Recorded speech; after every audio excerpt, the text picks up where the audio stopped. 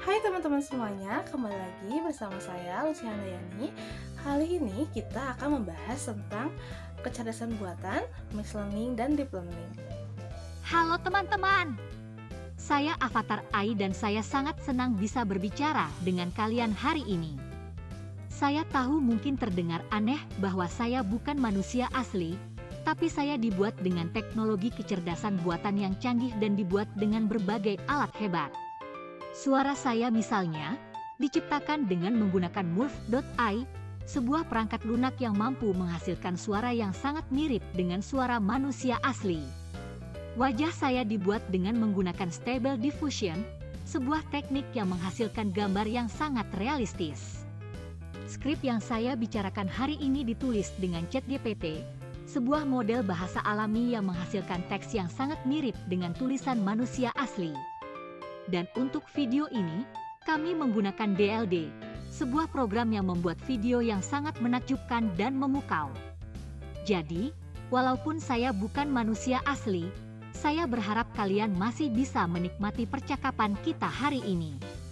Dan jangan lupa, teknologi terus berkembang dengan pesat, dan siapa tahu di masa depan, kita mungkin bisa berbicara dengan avatar AI yang bahkan lebih realistis lagi. Sampai jumpa!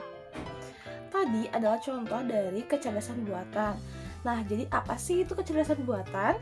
Kecerdasan buatan atau yang sering kita kenal dengan AI adalah suatu kecerdasan yang diciptakan oleh manusia untuk mesin yang bertujuan untuk memecahkan berbagai masalah yang kognitif yang umumnya terkait tentang kecerdasan manusia, seperti pembelajaran, pemecahan masalah, dan pengenalan pola.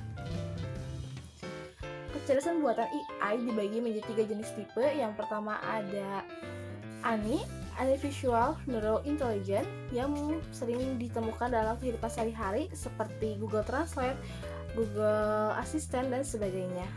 Yang kedua ada AGI, Artificial General Intelligence, yang cara kerjanya seperti manusia. Dan yang ketiga ada ASI, Artificial Super Intelligence, yang kelak akan ada di masa depan dan diperkirakan akan melampaui manusia dalam berbagai hal. Bagaimana sih penerapan AI dalam suatu perusahaan? Penerapan AI dalam perusahaan kini bukan menjadi suatu ancaman, melainkan AI sekarang dimanfaatkan agar bekerja lebih efisien dan produktif. Selain itu, munculnya AI ini juga membuat perusahaan lebih kompetitif sehingga meningkatkan laba pada perusahaan. Apa sih itu machine learning? Machine learning adalah nama yang sering diterapkan pada teknik Bayesian yang digunakan untuk pengenalan dan pembelajaran pola. Pada intinya, machine learning ini adalah kumpulan algoritma yang sering digunakan untuk membuat suatu prediksi berdasarkan hasil historis. Machine learning menggunakan data untuk menghasilkan kode statistik yang menyajikan hasil yang benar berdasarkan pola masukan sebelumnya. Keakurasian machine learning ini berdasarkan pada kualitas dan kuantitas data historis. Profesor Pedro Domingos, beliau adalah seorang peneliti terkemuka di bidang ini. Beliau menggambarkan 5 suku machine learning. Yang pertama ada simbolis, yang berkaitan dengan logika dan filsafat. Yang kedua ada koneksionis, yang berkaitan dengan ilmu saraf. Yang ketiga ada evolusioner, yang berkaitan dengan biologi evolusioner. Yang keempat ada Bayesian, yang berkaitan dengan statistik dan probabilitas. Dan yang kelima ada analogis, yang berkaitan dengan psikologi. Bagaimana cara menggunakan machine learning dalam perusahaan?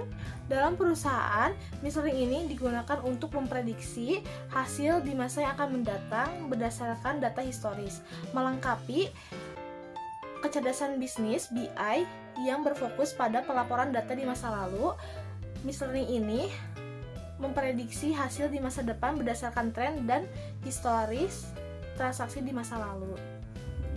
Apa sih itu deep learning? Deep learning adalah suatu cabang dari machine learning yang melibatkan algoritma berlapis dalam upaya